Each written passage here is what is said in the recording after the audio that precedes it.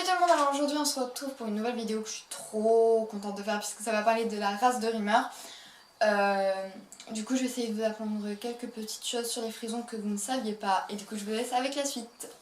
Donc la première chose que je vais vous parler c'est de l'historique des frisons, donc tout ce qui concerne le Moyen-Âge, l'Antiquité avant Jésus-Christ et tout et tout. Donc ça serait la première partie et par contre la deuxième partie que je vais vous parler après ça sera plutôt divers, c'est-à-dire la taille, les robes, la morphologie, etc. etc. Donc déjà pour l'historique du frison, le frison ça vient de la ville de Frise dans les Pays-Bas. Ses origines sont apparues 1000 ans avant Jésus-Christ. Le frison a du sang andalou et castellan. Et alors avant le frison était plutôt lourd, donc on le servait pour l'attelage et tout, mais grâce au sang espagnol il s'est affiné.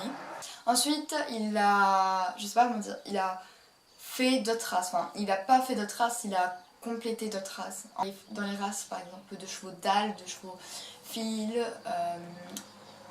enfin et d'autres races que je ne sais plus le nom, ils ont du sang frison. Donc ensuite le frison était une monture appréciée par Jules César, donc en gros Jules César a déjà monté des frisons. Ensuite le frison a contribué à quelques races d'autres chevaux, c'est-à-dire par exemple le fil et le fil et le dalle, et d'autres races aussi mais je sais plus le nom. Et ensuite, au cours du Moyen-Âge, les frisons étaient appréciés par leur longue crinière.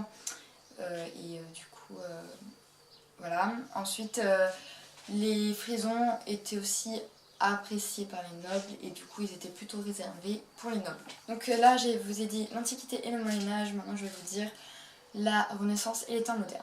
Alors, pour ce qui s'agit de la Renaissance et les temps modernes, c'est-à-dire au XVIe et XVIIe siècle, le frison a eu du sang andalou, ce qui lui a rendu son encolure gracieuse et arrondie en fait.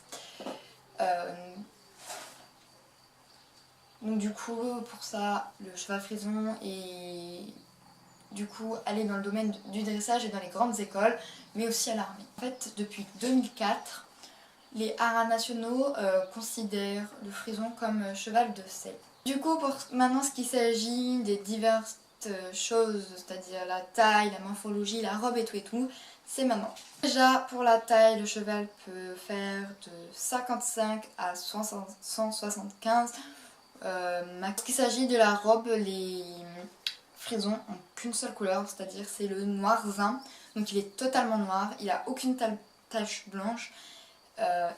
Normalement aucun reflet. Moi Rimmer il est pas tout à fait noirsin puisqu'il a un peu une tache blanche sur la tête, mais ça c'est parce qu'il s'était baissé. Avant il en avait 6 mais elles sont parties, il n'en reste plus qu'une. Mais voilà. Mais lui il a des reflets roux. Mais pas tous les frisons ont des reflets roux, en fait ça dépend des frisons. Mais moi il n'est pas du coup tout à fait noirsin. Pour ce qui s'agit de la morphologie du frison, le frison a son encolure en col de cygne, portée très haute. Il s'agit du dos, il est court et fort.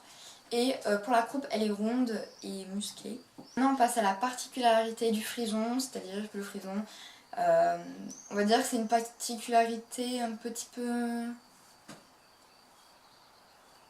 C'est un peu un inconvénient en fait. Parce que en fait la particularité du frison c'est qu'il a des petits poumons, ce qui fait qu'il ne peut pas accéder aux grandes compétitions et du coup il a un petit... il est plus fragile quoi, à cause de ses petits poumons. Après pour ce qui s'agit du tempérament du frison, il a plutôt un caractère souple. Enfin après ça dépend vraiment du frison. Dans la globalité tous les frisons ont un caractère assez souple, c'est-à-dire qu'ils ont un petit peu de tout, ils piochent de tout comme ça. Mais moi, Rimmer, je sais qu'il est têtu.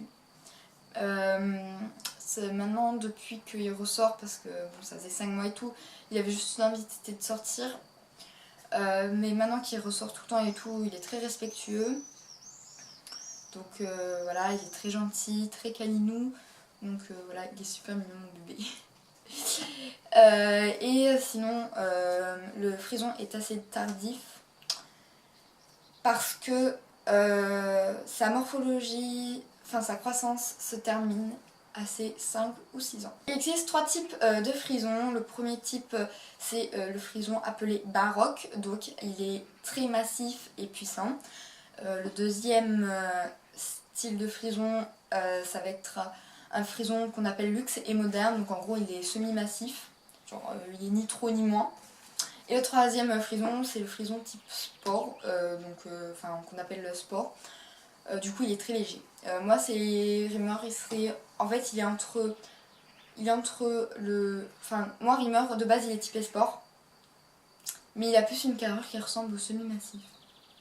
Mais il est typé sport, enfin moi sur ce papier c'est écrit qu'il est typé sport, donc voilà. Moi Rimmer il est typé sport. Pour ce qui s'agit du prix du frison, ça peut aller de 1000 € à plus de 50 000 €. Moi Rimmer j'ai payé moins de 10 000 €, mais après je vous dirai pas le prix, ça ne vous regarde pas. Je n'y arrive pas. Le frison est l'un des emblèmes de la Hollande et du Pays-Bas, parce que comme je vous ai dit, il vient du Pays-Bas, mais la Hollande a aussi beaucoup de frisons, donc c'est un des emblèmes de la Hollande et du Pays-Bas. Donc pour ce qui s'agit de la sélection des frisons, les frisons qui sont reproducteurs sont appelés Stromboek, et suite à ça, il y a différents papiers. Alors pour commencer, il y a le papier vert jaune. Donc c'est les 2 parents du frison sont dans le registre Stromboek, donc c'est-à-dire qu'ils sont agréés à la reproduction. Ensuite il y a le papier marron. Donc c'est que un des 2 parents qui est Stromboek. Et le papier bleu, c'est aucun des 2 parents n'est Stromboek. Donc aucun des 2 parents n'est agréé à la reproduction. Donc voilà. Moi je ne sais pas honnêtement comment sont les parents de Rimmer. Mais bon. Donc voilà, cette vidéo est terminée, j'espère qu'elle vous aura plu. En tout cas moi ça m'a fait trop plaisir de la tourner parce que j'étais trop contente de faire quelque chose en rapport avec la race de Riri. Du coup, n'hésitez pas à faire ce que vous voulez avec cette vidéo. Et moi, je vous fais de gros bisous. Et je vous dis à bientôt pour une prochaine vidéo.